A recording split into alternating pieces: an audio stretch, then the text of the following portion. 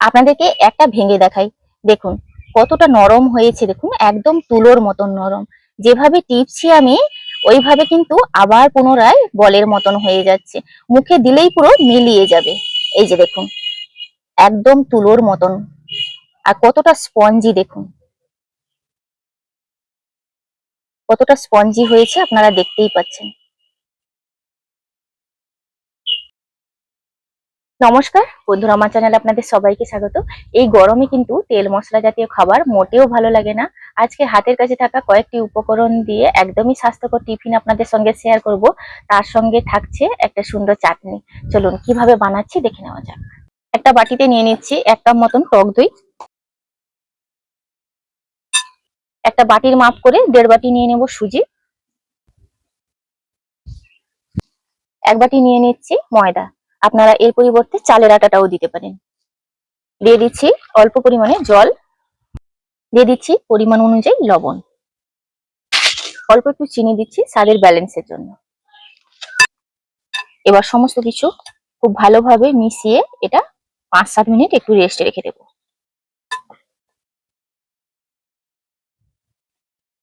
আর একটুখানি জল লাগবে, তো জলটা দিয়ে দিলাম। এই 5 মিনিটের মধ্যে আমি চাটনিটা বানিয়ে নেব। একটা কড়াই বসিয়ে দিয়েছি, কড়াইতে খুব সামান্য একটু তেল দিয়ে দিলাম।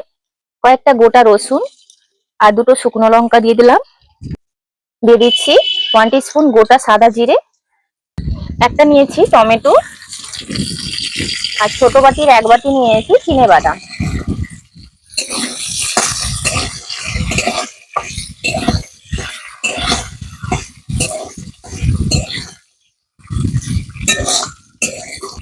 এই সমস্ত কিছু খুব ভালোভাবে ভেজে নিচ্ছি।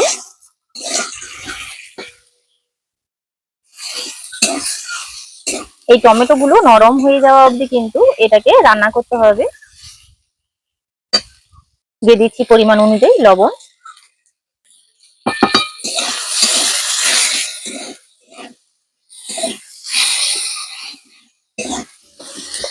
একটা বাটিতে নামিয়ে ঠান্ডা করে নেব। কড়াইতে আমি জলটা দিয়ে দিচ্ছি। এখানে দেখুন 5 মিনিট আমি রেস্টে রেখে দিয়েছিলাম। সুজিটা কিন্তু খুব সুন্দরভাবে ফুলে উঠেছে। এবার একটা মিক্সি জারের মধ্যে এগুলো নিয়ে নেব। এটাকে এবার আমি মিক্সিতে দিয়ে একটা ফাইন স্মুথ পেস্ট তৈরি করে নেব। 1/2 টিস্পুন নিয়েছি বেকিং পাউডার। অল্প একটু জল দিয়ে দিয়েছি।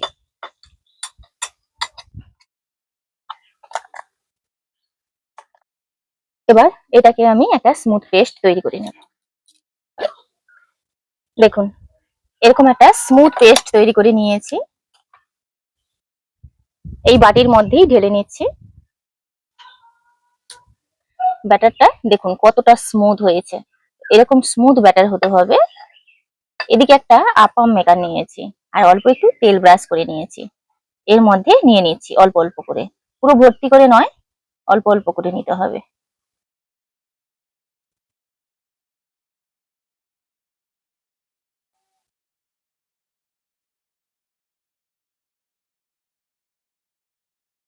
এইভাবে নিয়ে নিয়েছি। কড়াইতে আগে থেকে আমি জল বসিয়ে দিয়েছি, জলটা কিন্তু ফুটছে।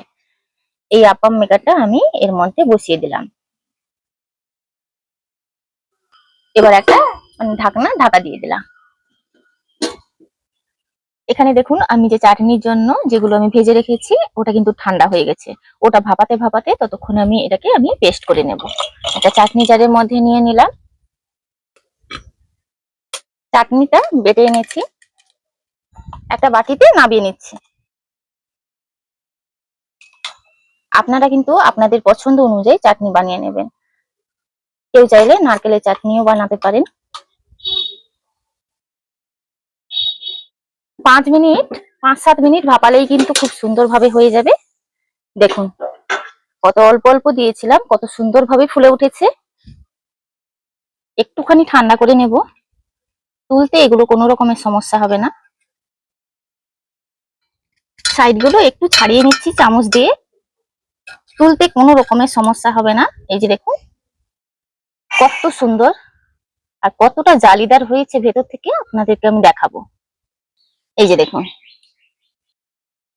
এইভাবে করে আমি সবগুলো তুলে নিচ্ছি। এইভাবে করে একটা ব্যাচ আমি তৈরি করে নিয়েছি। পরের ব্যাচটা বসানোর আগেও একটু তেল মাখিয়ে নিয়েছি। এইভাবে এইভাবে আবারও বসিয়ে নিয়েছি। কি লেগে 5-7 মিনিটের জন্য ঢাকা দিয়ে দেব।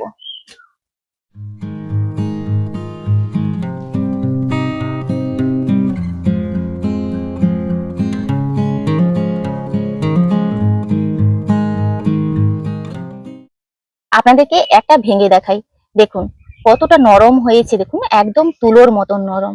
যেভাবে টিপছি আমি ওইভাবে কিন্তু আবার পুনরায় বলের মতন হয়ে যাচ্ছে, মুখে দিলেই পুরো মিলিয়ে যাবে। এই যে দেখুন একদম তুলোর মতন। আর কতটা স্পঞ্জি, দেখুন কতটা স্পঞ্জি হয়েছে, আপনারা দেখতেই পাচ্ছেন। তো আপনারা দেখলেন হাতের কাছে থাকা সামান্য কয়েকটা উপকরণ দিয়ে এত সুন্দর টিফিনটা বানিয়ে ফেললাম। সকাল বিকেলে টিফিনে আপনারা অনায়াসেই বানাতে পারবেন। এই গরমে তেল মশলা একদমই ভালো লাগে না, আর একদম তুলোর মতন হয়েছে। একটা দুটো খেলে তো মন ভরবেই না, পেট ভরবে অথচ মন ভরবে না।